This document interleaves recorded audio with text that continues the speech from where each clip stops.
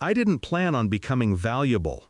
Not after she walked out, leaving the door half open, like even gravity was tired of me.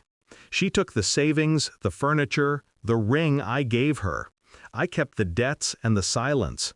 So that morning, when I pushed open the clinic door to donate plasma for $40, I wasn't chasing redemption.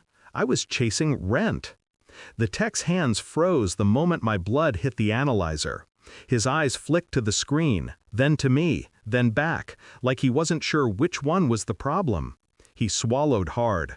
"Sir, your blood contains antibodies we've never documented. You're immune to something that killed 4,000 people in 1986. The door behind him opened before I could blink.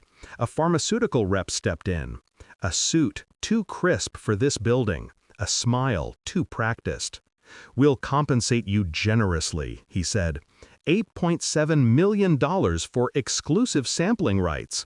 "But first," he leaned in, "we need to know where you were in 1986. His question cracked open a vault I'd sealed for decades. And it led straight to her. My wife and I weren't always a wreckage site. There was a time she looked at me like I carried constellations in my pockets. We built dreams on cheap coffee and cheaper promises. I worked double shifts, she studied, and we swore none of it would break us.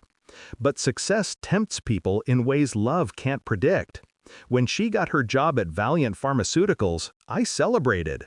She drank champagne with someone else. I didn't know then.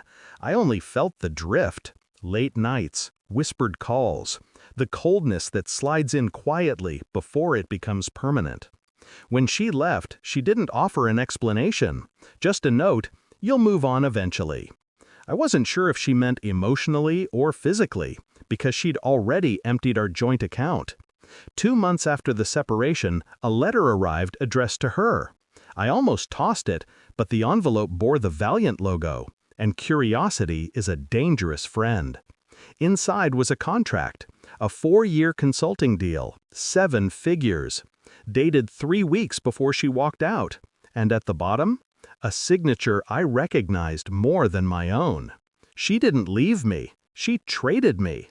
Valiant Pharmaceuticals bought my wife. And when I saw the project name on the contract, my pulse stopped. Project 86 Immune Human Study. Subject, anonymous male, blood samples acquired, 1986 outbreak.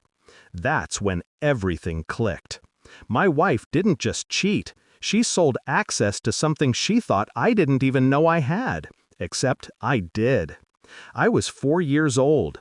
A chemical spill near our town caused an outbreak. People died fast. I survived without a fever.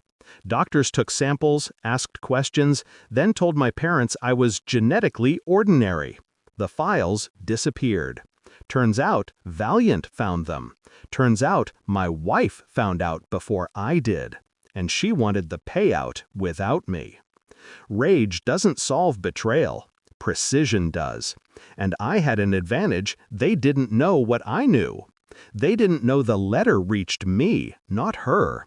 I took photos, printed copies, stored everything in multiple locations, contacted a friend in journalism who owed me. Then I disappeared from my own life. Closed accounts, quit the job she mocked, moved into a cheap motel paid in cash. When the pharmaceutical rep asked where I'd been in 1986, I met his stare and lied. Nowhere important. He smiled. Good. He believed I knew nothing. We set a meeting for the contract signing. I told him I wanted my wife present. For closure, I said. He agreed. Closure was exactly what I planned. The signing took place in a glass-walled conference room lined with lawyers. My wife sat at the table wearing the success she stole. She didn't look at me at first. When she did, it was with that awkward mix of guilt and annoyance reserved for people you hoped would stay gone. Well, she lied. I know what you did, I said quietly.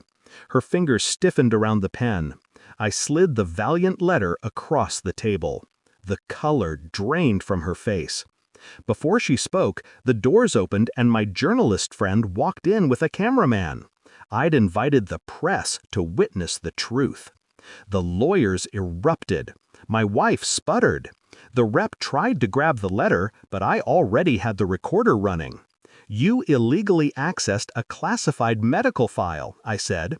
"Then you forged my signature to sell rights to my blood. You married me for access, and you left when the payout cleared." The camera caught everything. Her panic, the rep's denial, the lawyer's frantic whispers. I stood, calm, steady, holding the power she tried to steal. "I'm declining your offer," I said. "And I'm pressing charges." Security escorted her out when she tried to reach for me, not out of concern for me, out of fear she'd incriminate the company more. The story broke that evening. Pharma giant implicated in forged medical acquisition. Her name was everywhere. Comments tore her apart. She called me 23 times. I answered none.